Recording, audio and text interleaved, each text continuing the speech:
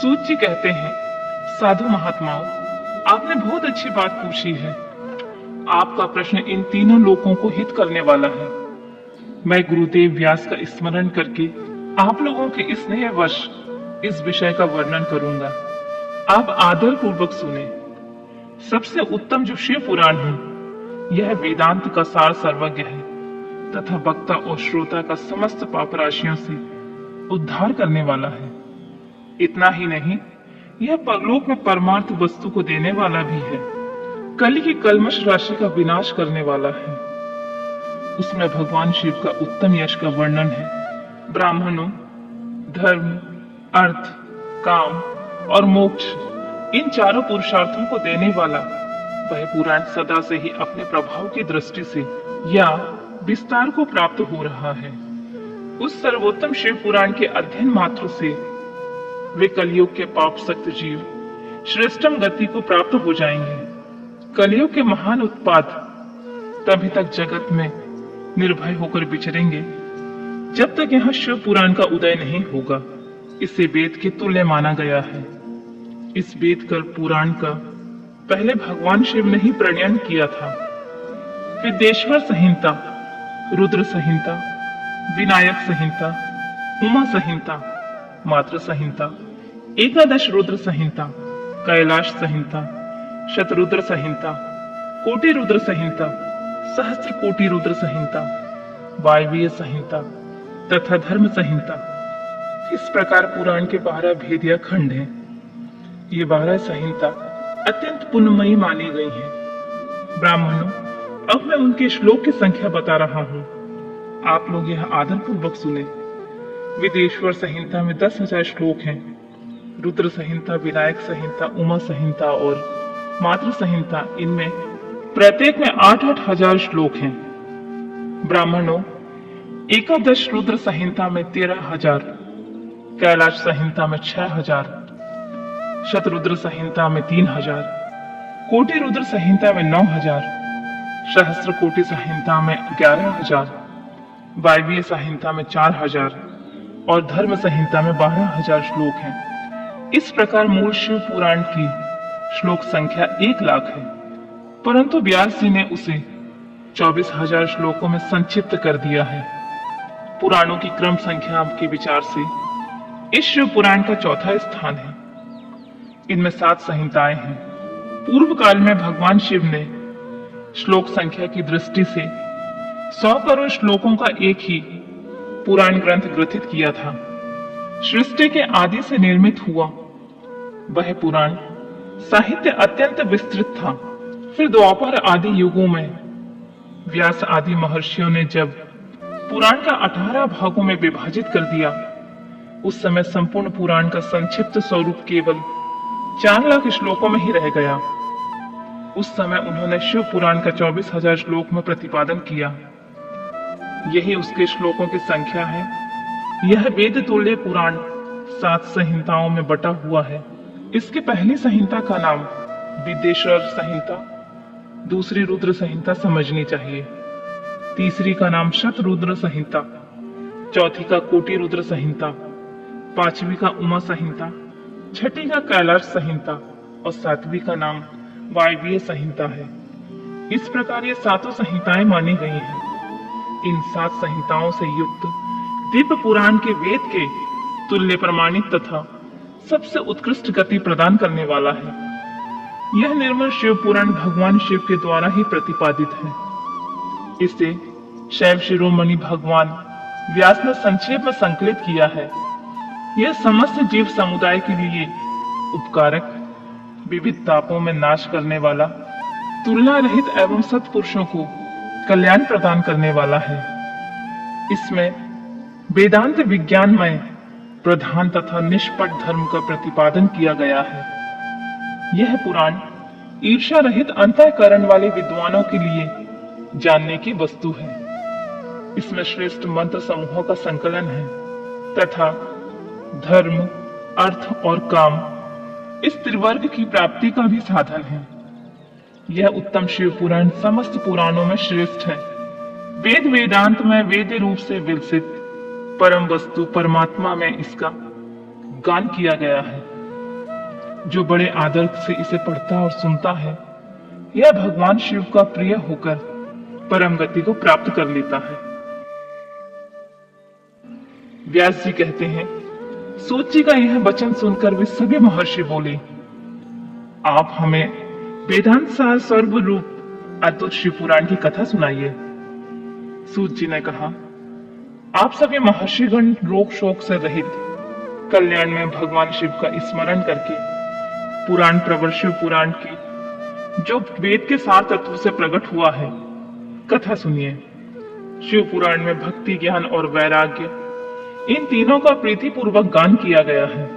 इस वर्तमान कल्प में जब सृष्टि कर्म आरंभ हुआ था, उन दिनों 6 कुलों के महर्षि परस्पर वाद विवाद करते हुए कहने लगे, अमुक वस्तु सबसे उत्कृष्ट है और अमुक नहीं।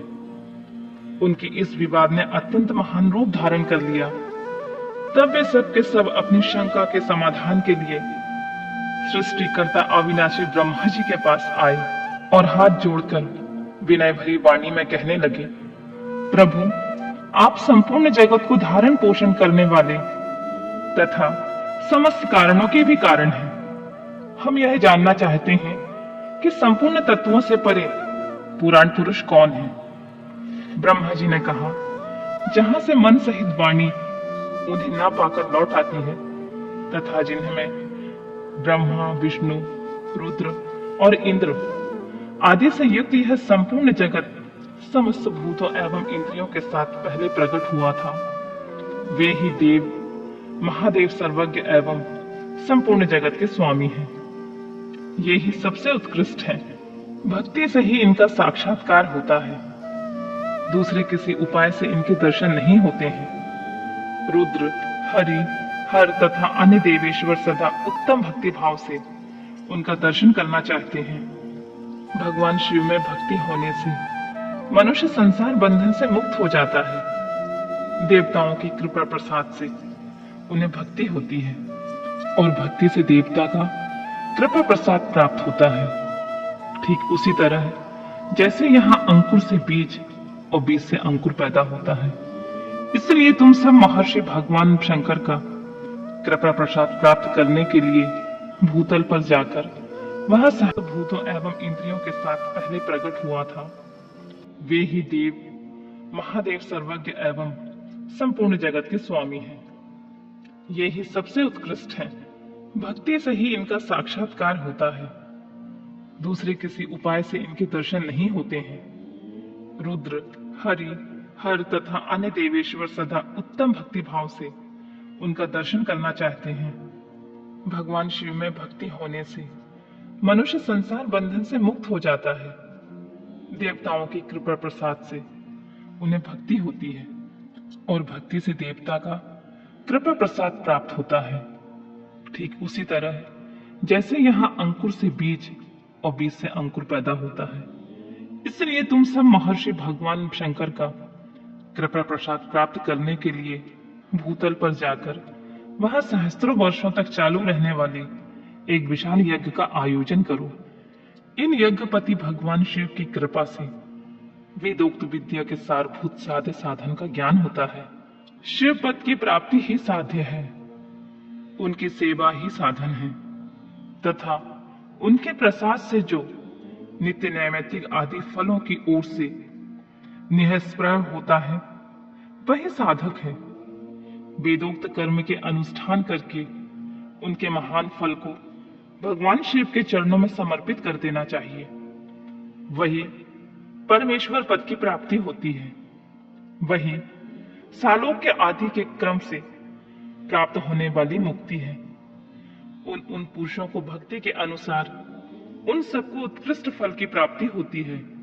उस भक्ति के साधन अनेक प्रकार के होते हैं, जिनका साक्षात महेश्वर जी ने प्रतिपादन किया है। उनमें से सारभूत साधनों को संक्षिप्त करके मैं बता रहा हूं। कान से भगवान के नाम, गुण और लीलाओं का श्रवण, वाणी द्वारा उनका कीर्तन तथा मन के द्वारा उनका मनन, इन तीनों को महान साधन कहा गया है। तात्पर्य यह है कि महेश्वर का श्रवण, कीर्तन और मनन करना चाहिए। यह श्रुतियों का वाक्य हम सबके लिए प्रमाणभूत है।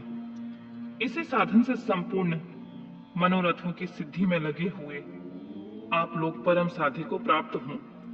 लोग प्रत्यक्ष वस्तु को आंख से देखकर उसमें प्रवृत्त होते हैं, परंतु जिन वस्तुओं का कहीं भी प्रत्यक्ष दर्शन नहीं होता है, उसे श्रवणेंद्रियों द्वारा जान सुनकर मनुष्य उसकी प्राप्ति के लिए चेष्टा करता है।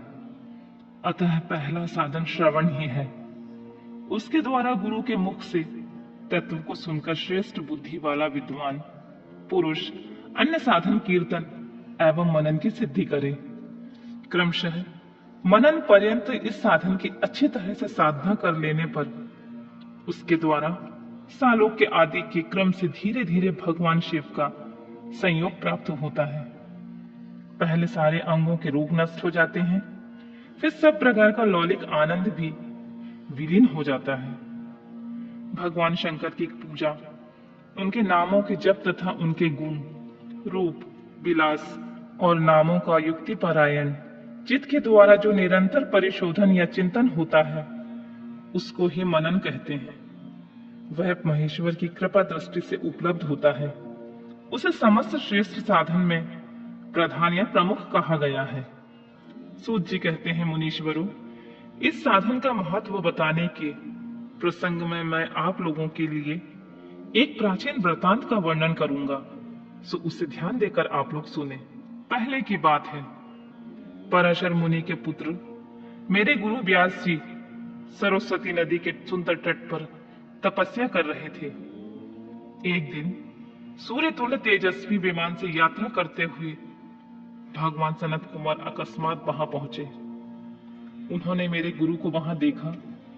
वे ध्यान में मग्न थे। उससे जगने पर उन्होंने ब्रह्मपुत्र सनत कुमार जी को अपने सामने उपस्थित देखा। देखकर वे बड़े वेग से उठे और उनके चरणों में प्रणाम करके मुनि ने उन्हें अर्घ्य दिया और देवताओं के बैठने योग्य आसन भी अर्पित किया। तब प्रसन्न हुए भगवान सनत कुमार विनीत भाव से खड़े हुए व्यास जी से गंभीर वाणी में बोले, मुनि, तुम सत्य वस्तु का चिंतन करो। वह सत्य पदार्थ भगवान शिव ही हैं, जो तुम्हारे साक्षात्कार के विषय होंगे। भगवान शंकर का श्रवण, कीर्तन, मनन, ये तीनों महत्व साधन कहे गए हैं। ये तीनों ही वेद सम्मत हैं। पूर्व काल में दूसरे दूसरे साधनों के संभ्रम में पड़कर घूमता घामता मद्रांचल पर जा पहुंचा। वह तपस्या करने लगा। तदनंतर महेश्वर शिव की आज्ञा से भगवान नंदिकेश्वर वहां आए। उनकी मुझ पर बड़ी दया थी।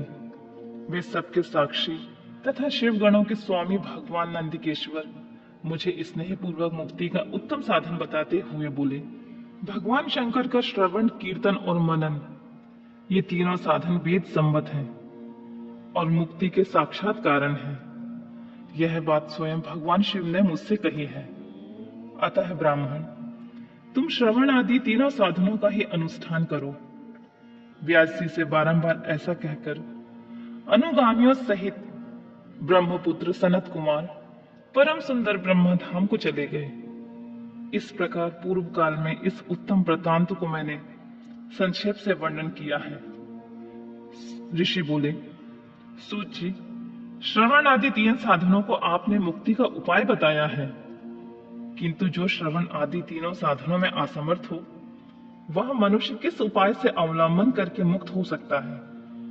किस साधन भूत से कर्म के द्वारा बिना यत्न के ही मोक्ष मिल सकता है? सूत जी बोले, शौनक, जो